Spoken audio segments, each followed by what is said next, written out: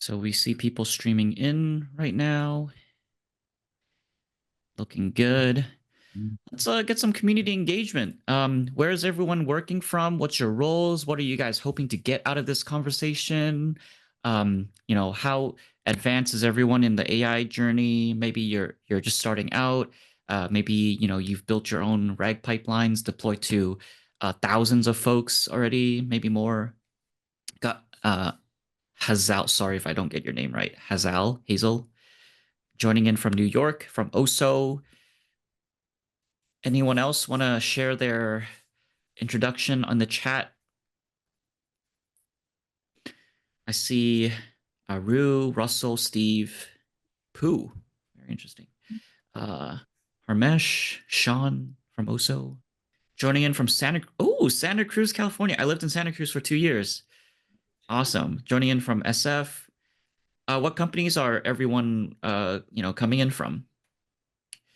Greetings from Charleston, London. Wow, nice. Colorado. Beautiful. I was just there. Where in Colorado were you? I was at Denver and I was there for a few days for the offsite actually for Timescale. And then I Oh, went nice. skiing a bit in Loveland and it was stunning. Oh, that's awesome. Yeah, I gotta go back next winter. So for those folks streaming in or just joined, feel free to introduce yourself in the chat. Happy to get this kind of community oriented as opposed to just us speaking to you. Introduce yourself, where you're from, what company you're joining in as. Let me get a selfie going on with everyone. This is my KPI as a DevRel. Gotta have selfies everywhere. There we go. Russell's a master student at UCSC, studying CS. Nice. Hoping to get better understandings. Go Slugs. I'm curious what everyone's kind of uh knowledge levels on AI and authorization are.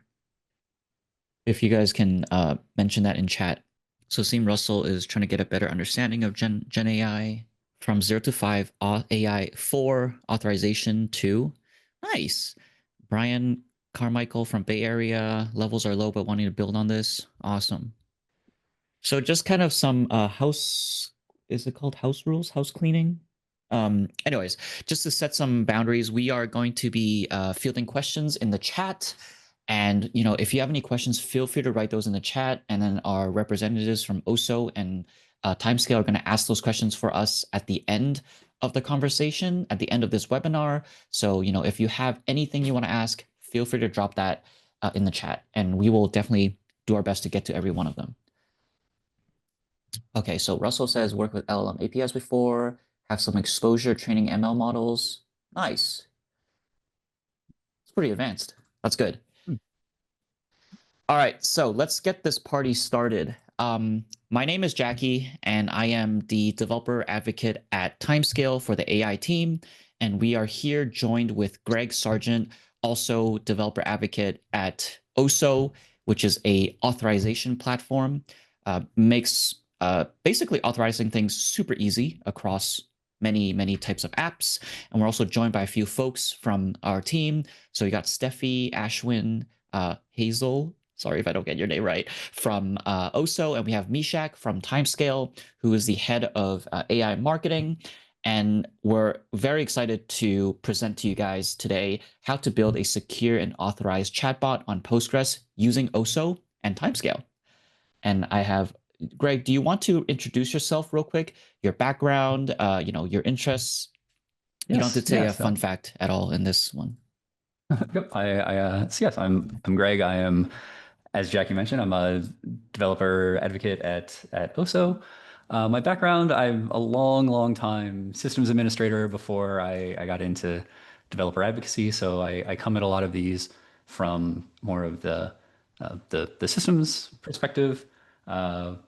Been with Oso for it was a little over a year and a half, and have gained a lot of expertise in the authorization side of this equation, and have been recently getting more and more involved with AI applications and LLMs, and I'm really interested to sort of combine those two domains and talk about authorizing these kinds of applications. And I would say Greg is actually exceptionally humble in his explanation because he's an absolute expert in authorization and really great at building AI apps. Him and I built this sample app for this conversation, and it was a breeze. And to introduce myself, I'm Jacky. Again, I have been in the AI space for around 3 years now. And prior to Timescale, I was at a company called Pinecone, which is a dedicated vector database. And one reason why I joined Timescale is because I saw the both the strengths and the limitations of a dedicated vector database, and I was hoping to use that knowledge that I built at Pinecone to, talk about how great Postgres is, because we'll go into why this is in depth in a bit. But I come in context from both coming from a vector database and a non-vector database like Timescale. And prior to that, I was a product manager and developer advocate, software developer. So my background is pretty technical. So yeah, let's get started. Okay, looks like we just talked about this one. Great. And in today's agenda, we're going to go through four high-level topics. We're going to talk about the challenges of building robust chat apps right now. And we're going to talk about a ideal architecture for building great business-grade chatbots. We're going to go through a demo that Greg is going to lead on the sample app that we created on combining AI applications on Postgres with proper authorization. And we're going to leave about 10 to 20 minutes in Q&A. And this is how Q&A, you feel free to write your questions down in the chat, and our representatives from Timescale and Oso will help ask us these questions at the end. So don't be shy, ask any questions, but we're going to leave those to the end. Just to really briefly introduce Timescale. So we are a real-time analytics Postgres database, and we're optimized for enterprise-grade workloads. So we're highly performant, and it's mostly Fortune 500 companies that use us. So, if you're interested in deploying great real-time analytics database workloads, consider Timescale. And to kind of introduce why we decided to do this webinar, if you're like on LinkedIn, if you're on X, if you're on Threads, you've probably seen people sharing demos of building chatbots, right? They give you an API key, they talk about how to add data to your AI chatbot like ChatGPT, and they sound amazing. They promise the earth. It's going to change your customer service, it's going to change your sales process. But I think, as we have seen, and maybe if you have tested it yourself, those chatbot demos kind of break down when you deploy it to production. And here's a pretty funny example that we've seen, which is workers from banks like Goldman Sachs, Citigroup, Morgan Stanley. They've deployed ChatGPT, but it turns out, a month or two later, they had to restrict the access because when you introduce chat apps to production to your company, you have now given your workers carte blanche access to all your data. This can be something as simple as maybe some FAQ about your company, or maybe as severe as your financial documents if you're a public company. You don't want to leak this stuff, but that appears to be happening at almost every company that's deploying ChatGPT, just without deeply thinking about the consequences. And so the thesis here is that chatbot demos are really easy to build, but business grade AI is exceptionally hard. And vector database is, and simple RBAC fails here. To kind of give you an example of why specifically chatbot demos fail is because if you're a company, let's say you're a company with 10 people, you might have your founder, your CEO, you might have a CTO, you might have a support person, you might have one or two salespeople, you might have a bunch of engineers. Every company has separation of concerns for each person within each team. And even within teams, you might have a lead for that team, like an engineering lead, and you might have a software engineer that is, responsible for the actual implementation. And each person within each team has a separation of concern. And so you maybe don't want to expose certain information to the intern, but you do want to expose certain information to the CEO who has access to the entire company. However, with current chatbot demos, every user that uses your chatbot is going to be exposed to all of your company's data. This includes the previous example of, maybe the FAQs, which is low priority, and then you have the financial documents, which you don't want maybe an intern to have. And this is where companies like the banks and the Goldmans and the cities, they might be exposing all of this. And another thing is that, when you're a bigger company, you want real-time responses at a scale that is higher than a smaller company. And so this is why chatbot demos can be extremely, they promise Earth, but once you deploy it to production, they kind of break down. And in today's webinar, we're going to show you why exactly these things are so hard to build, and then how you should build it. Obviously, that's the most important part. If you are new to AI, you may have heard something called a vector database. And to really briefly explain what a vector database is, these are systems that take text.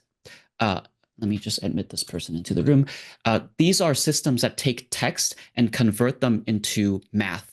And this math are known as vectors, and they are basically mathematical representations of the meaning of text. So let's say I say, hello, my name is Jacky, is going to convert that into a bunch of mathematical numbers that represent the meaning of hello, my name is Jacky.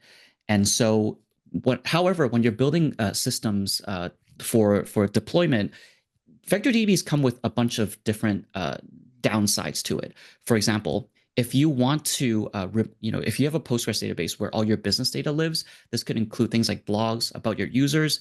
If you remove one row within your Postgres database of maybe a blog, now you have to find the exact same corresponding piece of data in a separate vector database and then remove it. And now you have, not only do you have, you now have two systems to take care of instead of just one. And so this is where this synchronization nightmare comes in that I wrote here. And also, Greg can maybe go a bit more in depth here, but bolt-on authorization is something that a lot of companies do. So they roll their own authentication, they roll their own authorization, and it's pretty brittle because it simply is brittle. And Greg, if you want to kind of expand a bit on why that is the case here. Yeah. So often when people are starting off with an application, they'll write their authorization code right into the application logic. It makes a lot of sense when you're getting started. Authorization models tend to start simple and then become more complex over time. But what we find is that over time, as applications grow, this sort of inline authorization logic starts to entangle itself in your application code, and you start you create a situation where it's difficult now to change either the application code or the authorization logic because you can't be sure that you're not going to break one or the other when you make a change. And so we often will hear about people whose development velocity has slowed dramatically because there has to be all this extra testing and there's all these extra surprises that happen when you release a new feature, and suddenly what appeared to be an unrelated authorization bit of logic breaks and people are now getting access to something that they shouldn't have had. So this is another place where sort of as you take these kinds of demo scenarios and then really apply them to a real world production application, the strategies that work in these kind of canned demos don't really translate to the real world. Exactly. That's a very good explanation. And so today we will be presenting to you the timescale and Oso architecture for building business grade chat apps that not only solve the problem of this separate vector database synchronization nightmare, but we are also going to introduce a very robust but also simple authorization security method because of just how great Oso has developed their APIs and SDKs. And also it's going to be high performance. So if you have millions of AI data, also known as vectors, it's still going to be extremely performant. And so I will briefly go into the product that we have built at Timescale called pgai. As I've explained before, Timescale is a Postgres database built for high-performance AI apps. So pgai is the same thing. It is a Postgres. It is a library built for Postgres databases for AI workloads. And one of the most common AI workloads out there is something called retrieval-augmented generation, also known as RAG. And you can actually understand RAG very simply with this anecdote, which is imagine you are a student.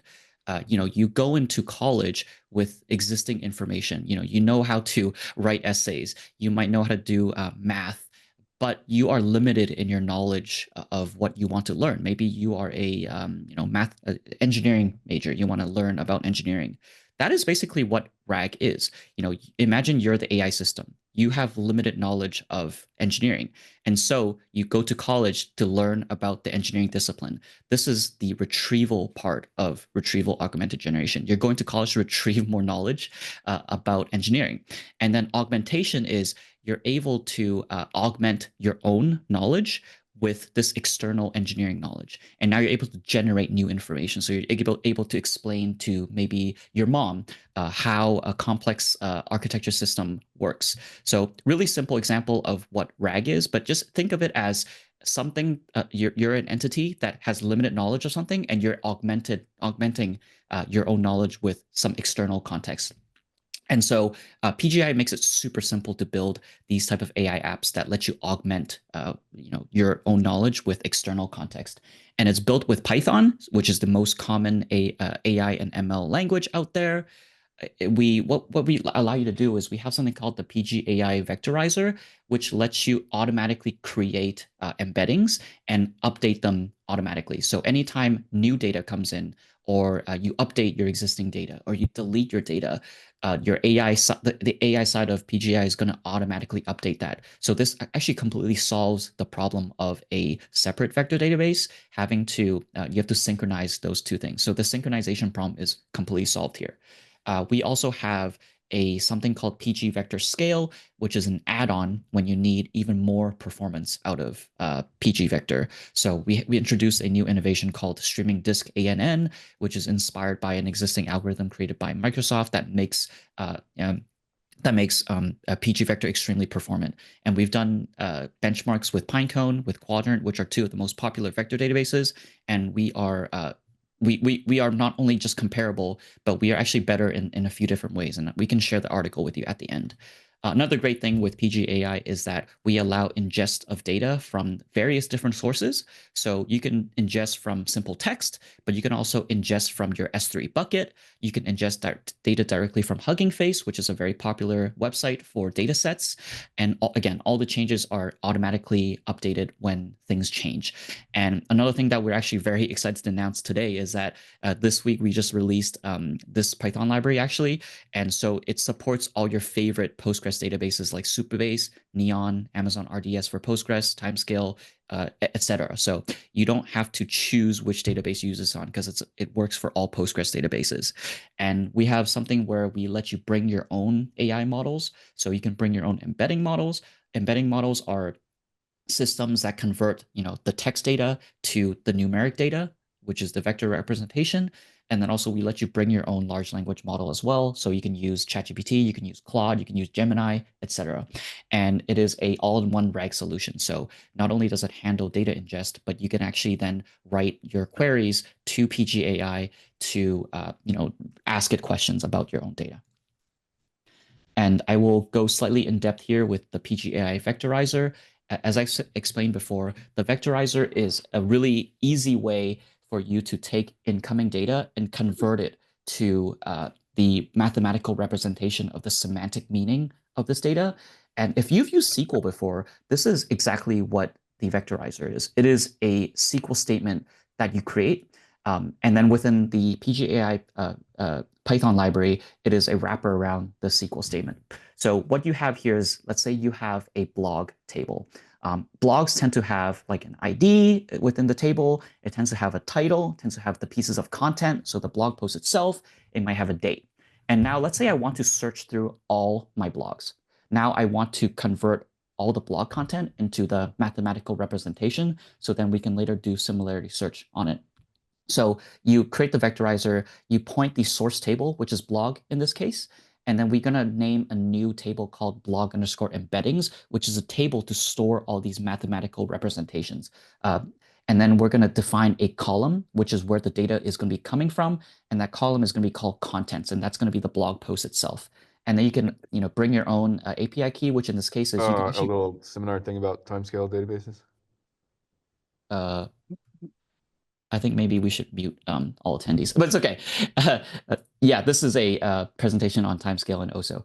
So we can then define a embedding model. In this case, we're using something called Nomic, but you can bring your own. So you can use OpenAI's own, text small embedding, for example.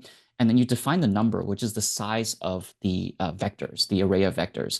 And the size of array of vectors basically just indicate how precise the output is. And you can use something small like 7068, which would be more performant but less accurate, or you can use something as high as 3000 plus, which is less performant but more accurate. So you can choose this yourself. And then we also let you define a destination table, which I think is really cool because we don't alter your original table. We accept create a view that combines the original blog table, which contains all your contents, with the embeddings table, so that you can see all your data in one go. So not only just the mathematical representation, but also the blogs itself. And again, this solves that awful synchronization problem that I talked about before, because if you remove one blog, it's going to also remove the embeddings, and you don't have to try to find this in your external vector database. And we're going to pass it off to Greg to talk about why and how to secure your vectors using Oso. Yes. So now we with the timescale vectorizer, we've sort of solved the problem of not having to maintain two sources of truth for our source data and the derived vector representation. But as we've been talking previously, in a production application, our LLMs are going to be operating over that vectorized representation. And so just as we have access controls on that source data in our application, we want to make sure that those access controls are honored when it's an LLM that's operating on behalf of a person to retrieve that data. So how are we going to pull that off? So on the next slide, you often will see in these demos, as I mentioned before, a pretty simplistic authorization model.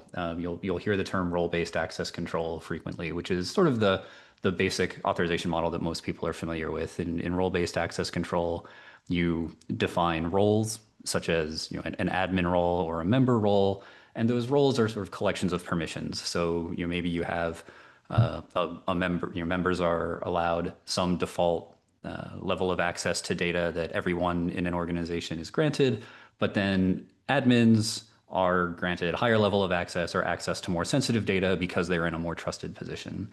And so you'll often see these things sort of demonstrated in those terms, where if you're an admin, you get access to the sensitive data, and if you're not an admin, then you don't. But in reality, if we advance this slide, a real world sort of authorization model looks a little bit more like this, right? They're much more sophisticated than these sort of simple role-based models that you see in demos. Perhaps someone gets access to some data by virtue of being the owner of that data. But if you're not the owner, then administrators may also get some level of access to data that is owned by other people. And often you're modeling, say, like the reporting chain in an authorization model. So someone's manager can see their data because they're the manager. You might have a support staff that needs to be able to access user data, but you only want your support engineers to be able to access user data when they're actually on their shift. And so you have this sort of time-based and relationship-based mechanism that's governing authorization. So this is the sort of logic that when you start sort of intertwining it with your application code, it starts to become just very messy and very difficult and brittle to maintain. And it's hard both to model these things in a general purpose way, but then also very difficult to maintain them and keep a clear understanding of, when I'm looking at some code, what's the application logic and what's the authorization logic, and how can I confidently change one without inadvertently changing the other.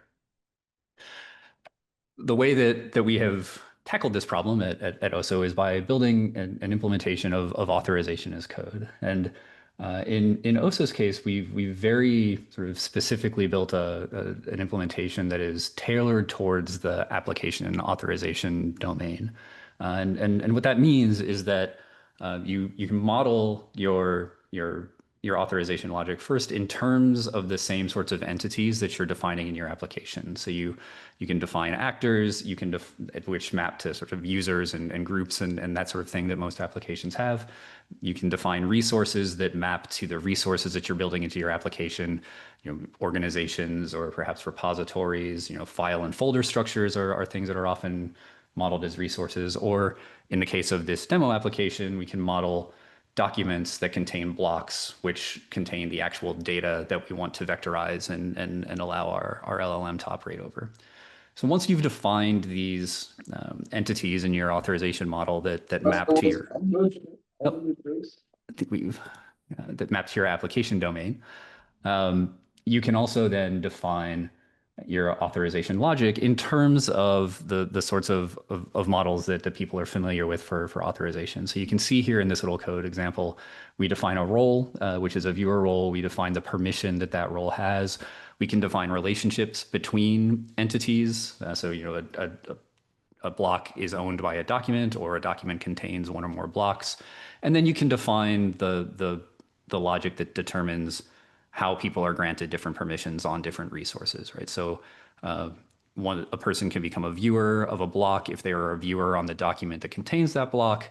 And then by virtue of having the viewer role, you get the view permission on that document. And so this allows us to model authorization in a very natural way for any application. That kind of covers the logic side of this equation. In order to actually render an authorization decision, then you need to combine that generalized logic with the specific data for any given request, right? If I know that an administrator has access, or if I know that an administrator has access to delete a document, then when someone actually tries to delete a specific document, I need to know whether this person is an administrator on the organization that owns that document, right? And so that's the data that applies to the solution. Very similarly, actually, if we could go back briefly onto that slide, very similarly to the sort of vector conversation that Jacky was having with us earlier, LLMs are built to operate not on the source data itself, but on a representation of that data that is optimized for these sort of LLM text-based comparisons. And so that is why we convert the source data into vectors so that an LLM can operate over it effectively. Almost identically, in our authorization as a service model, rather than operating on the source data directly, we operate on a transformation of that data into a format that is optimized for authorization operations. Because this creates that same sort of scenario where you now have both your source data and a derivation of that data that need to be kept in sync, Oso has come up with a very similar approach to timescale to avoiding this sort of two-phase commit problem and having to maintain two sources of truth. We have a feature that we call local authorization, which is a Postgres native mechanism for transforming your base source relational data into the fact representation that Oso uses to perform high performance authorization operations. And the way that this works at a very high level is when your application needs to make an authorization decision, it will ask Oso, is Alice allowed to add a user to this organization? Oso Cloud then returns to your application the question that it needs to answer in order to render that decision. So Oso can tell your application, based on the logic that I have and what I know, you'll need to tell me whether Alice is an organization admin. Inside your application, then you'll have a little configuration file, which we'll show in the demo, that tells Oso how to translate that is Alice an organization admin question into SQL that you can execute against your database. And then just as we are doing sort of a native vector comparison in Postgres, we can now do a native SQL query against our Postgres database to render the authorization decision to determine whether or not Alice is allowed to make this decision, to make this operation. So let's make this a little bit more concrete with an actual demo. We'll just briefly, I'm sorry, there's one more slide to do before the demo, just to go over the scenario. Just to briefly introduce this scenario, the demo application is it's a chatbot. I'll just talk over it. It's a chatbot used by an HR organization in in a hypothetical organization. Thanks. There are two users who we're going to model in this scenario. Diane is a member of the HR team, and Bob is an employee in the organization who recently received a bad review. Both of them are going to ask the chatbot the same question, but it turns out that in this review, one of Bob's coworkers left some pretty candid and negative feedback about Bob. And so when Bob asks this question to the chatbot, we don't want the chatbot to say, "Hey, your employee here or your coworker here really had some unpleasant things to say about you." Like that's not something that you want to reveal to the employee who's asking you. Bob should really get the sort of kind of general feedback that you would get, from your manager if you were to, during a performance review. But Diane, being on the HR team, should be able to see all of that detailed context because, there's all kinds of reasons why, an HR representative might want to, reach out to Alice and get some more information about that, make sure Alice is okay, maybe reach out to Bob's manager and see if there's, some work that needs to be done with Bob to address the issue.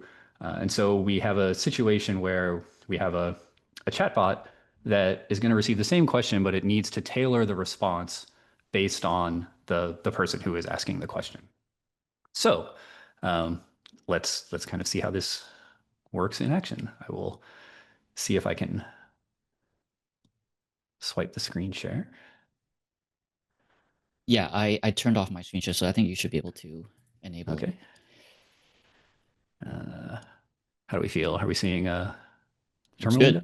Great. Yeah. So I mentioned at the beginning that I'm an old sysadmin, and that means I do CLIs. So our chatbot is going to be a command line interface.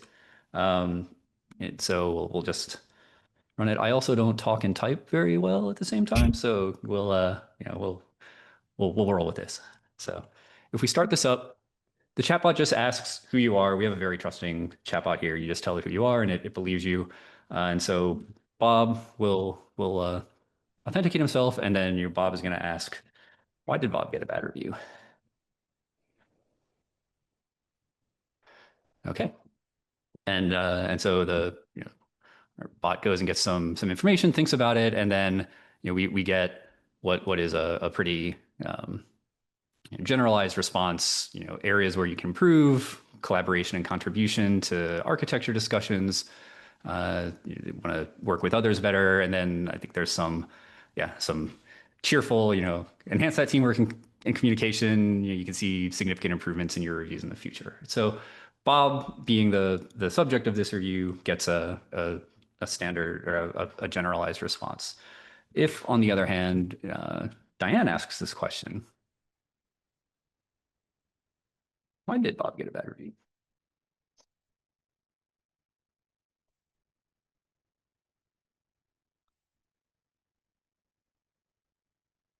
Now, Diane can see that Alice in particular, said that Bob is horrible to work with, and points out that there's a specific issue between Bob and one of his coworkers, and now Diane, by virtue of being in the HR team, has additional conversation that she can now use to do her job more effectively without inadvertently exposing that sensitive information to Bob, even though he also had a valid use case for asking that same question. So really briefly, because we do have just a touch of time, I'm going to stop sharing that and just will show very quickly on the Oso side how that works. Sorry, I shared the architecture. Oh, yeah, cool. So this is the high level architecture of the application. So our user asks a question to the chatbot via that CLI. The application itself is written in Node. So there's a Node application that processes the question and makes the authorization request to Oso. So at this point, we know what the question is and who the person is that's asking it. We can then ask Oso, what data is this person allowed to access to add context to this question? Oso then returns an authorization filter that can be converted to a query that can be run against the database. This then allows us in the third step to pass the question and that authorization filter to the application database, which is in Timescale Cloud, which is Postgres with the pgai extension. And because of that, we have both the source data and the vectorized representation of that source data and all of the authorization relevant data and relationships all in one place in that database. This allows us to run a single query that returns the authorized context back to the chatbot. So only that information that this particular user is allowed to see in order to augment the question that gets sent to OpenAI. Then in the fourth step, that question goes over to OpenAI and we get a chatbot response back. One important thing to note in this, if we advance the slide a little bit, is as Jacky was mentioning, you'll see that there's no sort of explicit vectorization step that's happening as a part of like an ETL pipeline or anything like that. Instead, what's happening is that in the underlying data store, the source data is converted to a vector representation in real time via the pgai plugin. Anytime that new data is added or the existing data is updated, it will be converted into the correct vector representation automatically by OpenAI so that you always have this synchronized vector representation of your data. So the punchline of this is that for both of these situations, and for any situation really where you're dealing with a derived form of your source data, ideally you don't want to externalize that. If you can keep all of that data, in this case in Postgres, or build a mechanism for transforming it on the fly, then you avoid the entire issue of having to maintain two sources of truth for your data. And as anyone who's had to deal with this sort of thing, again, longtime sysadmin, knows, maintaining two sources of truth or three sources of truth is just a pain. You have to build extra infrastructure to synchronize the data. You have to build more infrastructure to make sure that the sources of truth stay in sync. You have to detect any drift and you have to be able to remediate that drift. You need additional monitoring and observability tooling for the synchronization mechanisms themselves to make sure that those continue to operate, right? So there's all this extra sort of support and maintenance overhead and all this extra infrastructure that you have to put in place just to make sure that your derived views of your source data may remain consistent with the actual source data itself to keep these in place. So by keeping all of that in your Postgres database and by doing those derivations on the fly, you save yourself an awful lot of administrative overhead and greatly simplify your application while still allowing the sort of production level and enterprise level capabilities that you need for a real world authorized LLM application.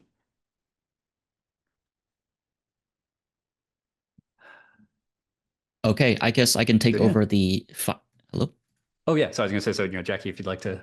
Yeah, I'll I'll take over this Yeah. final slide. So to wrap it all up, so both Oso and no pun intended, both Oso and Timescale are deep believers that Postgres is the only database you need because of how flexible its extension system is, which for both Oso and Timescale, pgai and Oso's stack is an extension on top of Postgres, if I'm not wrong.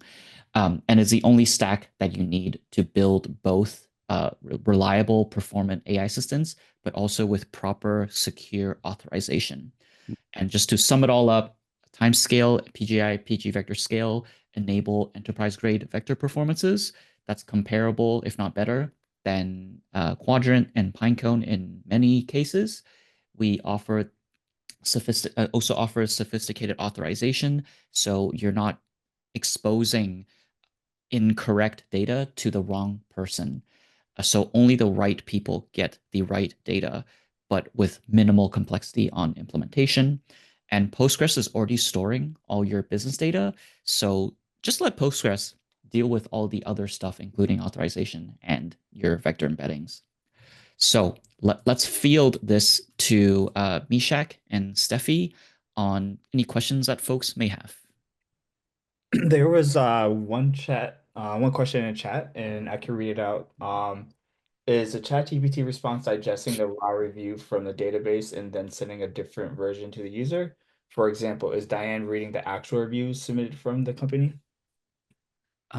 Yes, sure. I can take this, and actually, That's your yeah, question. I'll go ahead and do a little bit of a screen share again Okay. as part of it. So what's happening is that here, let me again I haven't talking and shared mine. navigating the computer, not still not my strength. Okay, so we'll take a look at the timescale representation. But what's happening You might just zoom is in real quick, Greg? yeah, how's that? Thank you. Except that you can't see it. Perfect. Um, If I expand this, will I lose the share? No. Cool. So the review data is stored in a table that's called block in the database, and it's got your typical kind of identifiers. There's a unique ID for each row. Each block of data is associated with a document, and then this is the actual review data in the database. Alice making her feelings known and more general data here. Also, we have company holiday information in here if we wanted to do generic public stuff. When you add the pgai vectorizer extension, that creates a view off this table that is called, in this case, block embedding. So it's always, unless you specify and override, the name of the source data table underscore embeddings. And that you'll see has vectorized versions of the data, chunks. You can see that the actual chunk text is stored here, and then here's the embedding, which is, as Jacky was saying earlier, it's just a conversion of that text into a mathematical form that encodes its meaning. So it's just a big vector full of floating point numbers. And then what you'll see here is ID, document ID, content. We've actually reproduced the fields from the source table in this view. So this is nice for a couple of reasons. You get the vectorized representation live in real time, and you get this materialized view that actually duplicates the data from the source table. So I don't even have to join back to that source table to get access to the underlying raw data. Yeah, So what just for happens? context for people that aren't super familiar with SQL or Postgres, Yeah. a view is essentially I think you can consider them like virtual tables that join two tables. So you have something that you're not actually directly joining those two tables, but it is a view representation of two tables, so you can see the data in in one spot, basically. So in this example, you're combining the original blocks table with the mathematical representation into this one virtual table, so you can see everything in one view. Yeah.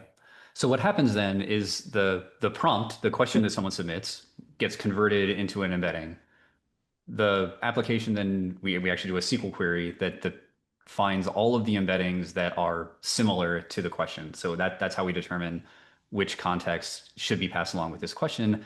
And then because those embeddings are right there alongside the source content, we can pass back the source content that maps to that embedding, so that when we send along the vectorized forms for the LLM to operate on, we can convert them back to the actual raw data from the review for the human being to read on the other end. Because obviously, you and I are not going to be able to make sense of this representation of the data, but because it's closely associated with the raw form, we can return that.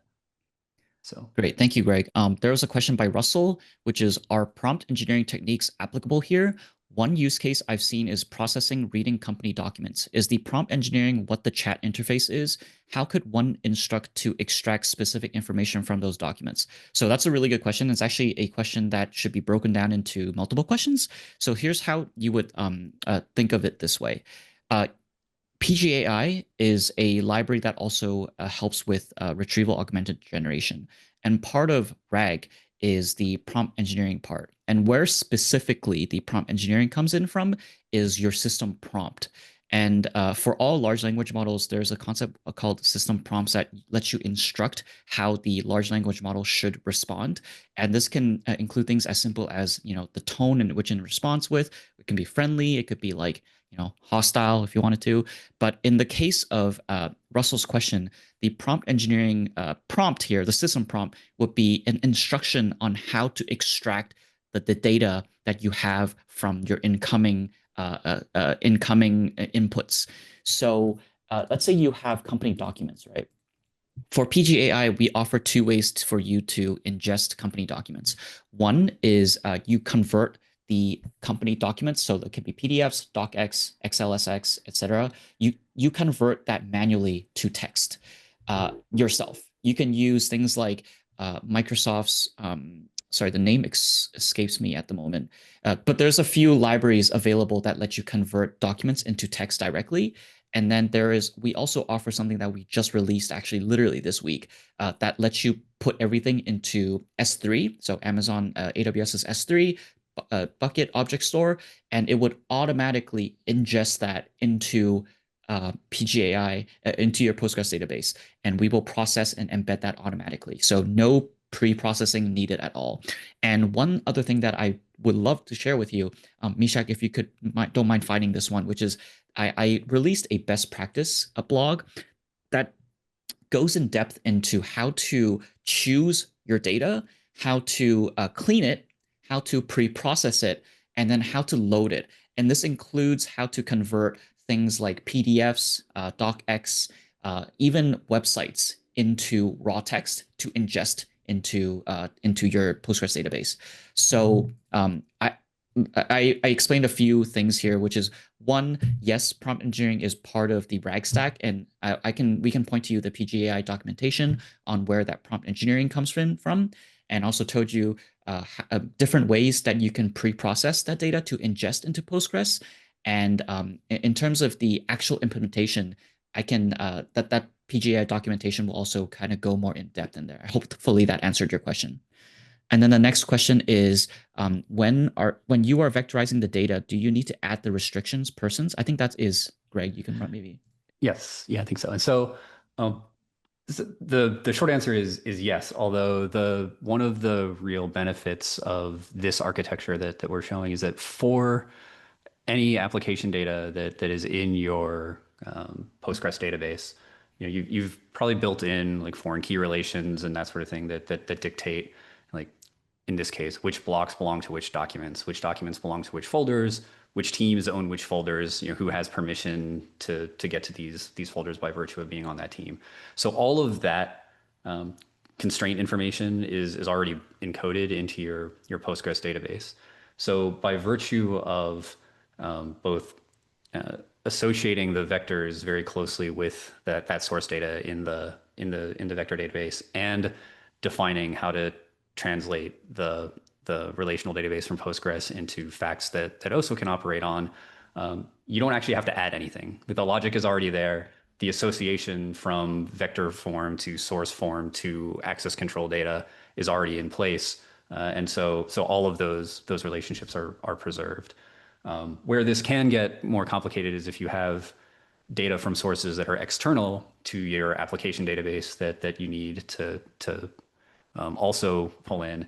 And then in those cases, you do need to preserve some kind of an association from that vectorized form back to the original system so that the access controls on that target system can be honored. And so that's going to be true of sort of any scenario where you are incorporating data from outside of the Postgres database. Yeah. Okay, let's see. I don't think there are any other questions. Yeah. Is the ChatGPT response digesting the raw review from the database and then sending a different? Oh, I think this was. Oh, okay. Sorry, this was just replied to. Okay, thank you, Mike. Is there any other questions that people may have?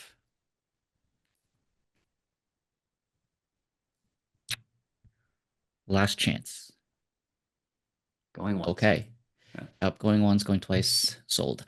All right. Thank you so much, everyone, for attending this webinar.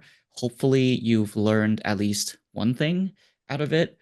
I think if there is something that you should take out of this is that building, chatbots is simple, but building, secure, authorized, performant, and reliable chatbots is hard. And we're not going to say that, the timescale Oso architecture is the architecture you should use, but it is one example that you can reference. And we provide both the sample app and the documentation for this. And one thing that we encourage if you're just new to AI is just to build as many things as you can and learn how it works. We're not going to say, one solution's better, because I think every business use case is going to be different. So, experiment, learn, have fun, be curious, keep asking questions. We have our Discord for Timescale, and you're welcome to enter it, interact with it. Does Oso have a Discord for people We to? have a community Slack channel or server that people can join, and also would love to have you there talking authorization with us. Yeah, and I think we at the end of this webinar we'll probably send out some additional kind of links for people if you need, and feel free to ask us questions if you come up with something else. So yeah, appreciate everyone for joining. Thank you, Hazel, Steffi, Mishak, for helping us with this stuff too. Yeah. Thank you all for joining. Thanks for taking some time out of your Thursday with us. Take care. Bye bye.